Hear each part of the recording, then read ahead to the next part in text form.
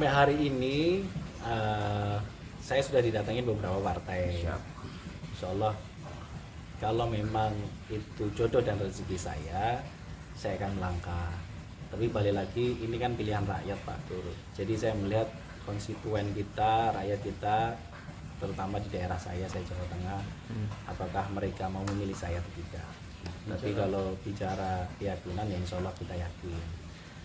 Gitu. Nah, terus kemudian memang kemarin dari hasil survei, beberapa kali survei, kok tiba-tiba nama saya bagus ternyata gitu. Ya alhamdulillah gitu.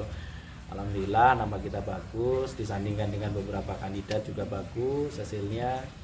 Ya berharap, kalau tujuan saya cuma satu Pak, saya mau membawa kemaslahatan.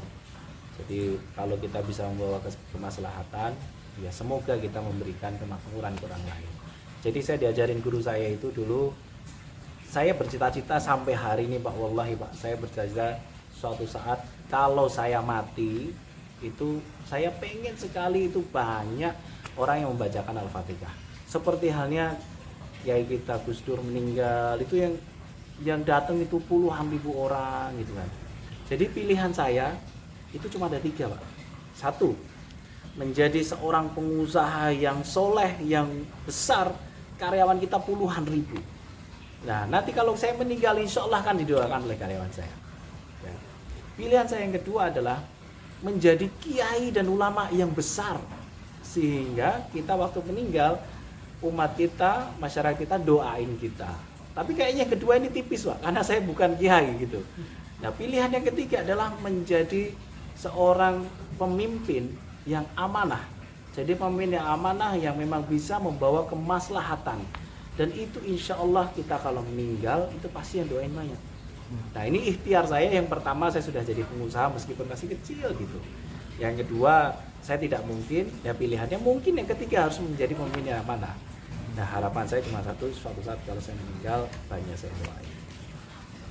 Banyak terjadi proses korupsi, ya itu dikarenakan adalah tidak bisanya pemimpin tadi itu mencari jalan keluar untuk mencari rizkinya.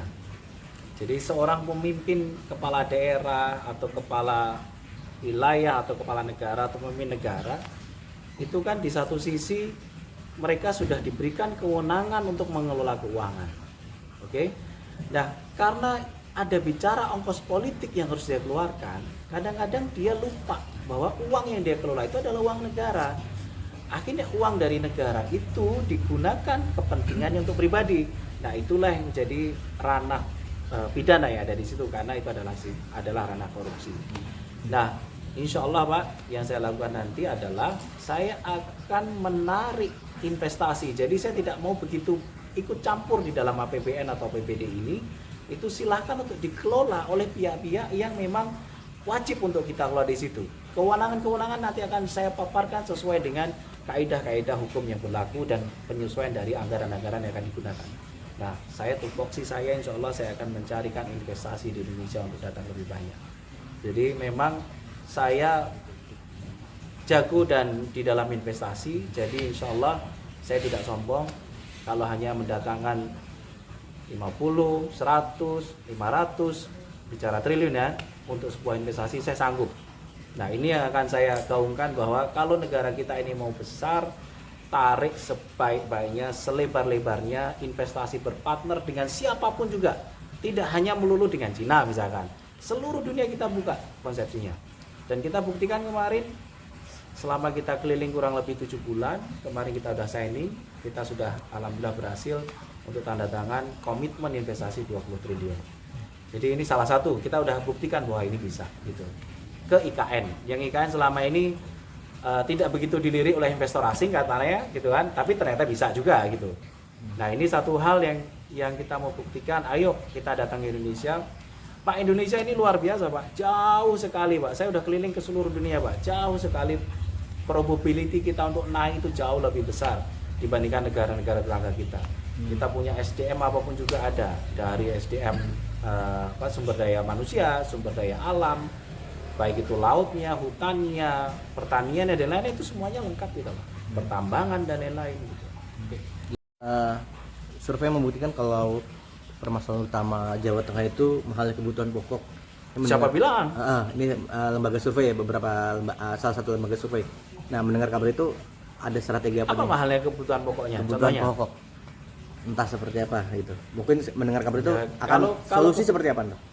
Saya agak kurang tepat kalau ada survei bicaranya Jawa Tengah mahalnya kebutuhan pokok. Kamu punya uang 10.000 makan di Jawa Tengah itu bisa traktir 2-3 orang, Pak. Di Jakarta sekali makan 25.000, tidak ada yang mahal di Jawa Tengah. Saya tidak setuju dengan itu. Dan itu bisa saya buktikan. Saya orang kampung, Pak. Saya bawa uang 100.000 bisa traktir anak-anak teman-teman saya SMA. Tuh. Tapi di Jakarta 100.000 buat makan sendiri. Gitu. Jadi kalau kebutuhan pokok di Jawa Tengah saya tidak setuju mahal. Apalagi bicaranya mahal, saya tidak setuju.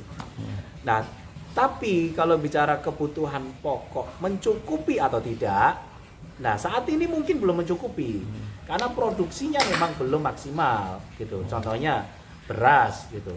Nah, produksi beras di Jawa Tengah mungkin ya itu masih sebagian dapatnya dari Purwakarta misalkan. Nah, karena kondisi sawahnya kita lambat laun akan berkurang karena dipakai untuk perumahan dan lain-lain gitu. Nah, tapi kalau kebutuhan yang lain misalkan sayur mayur dan lain-lain ya, kita bisa saling support antara Jawa Tengah, Jawa Barat, Jawa Timur, itu kan tuker-tukeran sebenarnya. Terus apakah mahal atau tidak? Saya tidak setuju kalau dibilang mahal. Kondisi Jawa Tengah masih bagus untuk bahan pangan. Dan yang satu lagi yang mesti diterapin adalah Jawa Tengah the best places to investment, Pak. Karena kita ini di Jawa Tengah biaya tenaga kerja sangat murah dibandingkan dengan DKI ya, dibandingkan dengan Jabodetabek. UMR kita rata-rata 2 juta sampai 2.500.000. Di DKI hampir 5 juta, separuhnya. Makanya sekarang sudah mulai banyak tuh industri dari Kerawang, dari Jabodetabek pindah ke Jawa Tengah, yang terutama yang memiliki karyawan yang puluhan ribu gitu. Sekali kita UMR-nya pindah separuhnya, itu pindah ke Jawa Tengah, itu langsung berkurang signifikan, Pak, biaya fixed cost-nya dia. Terus kemudian satu hal lagi, Pak, orang Jawa Tengah itu istilahnya adem ayem terus, Pak. Tidak pernah ada demo. Nah, kalau di sini kan demo terus tuh. Di Jawa Tengah insya Allah semuanya adem ayem. Sepanjang nggak aneh-aneh, nggak akan ada sumpah pocong yang aneh-aneh gitu, Pak. Jadi karyawan kita ini di Jawa Tengah itu enak gitu. Jadi sepanjang dia bisa makan, bisa hidup semuanya ini nggak akan ada aneh-aneh. Minta ini gajinya 5 juta lah, susah nggak ada.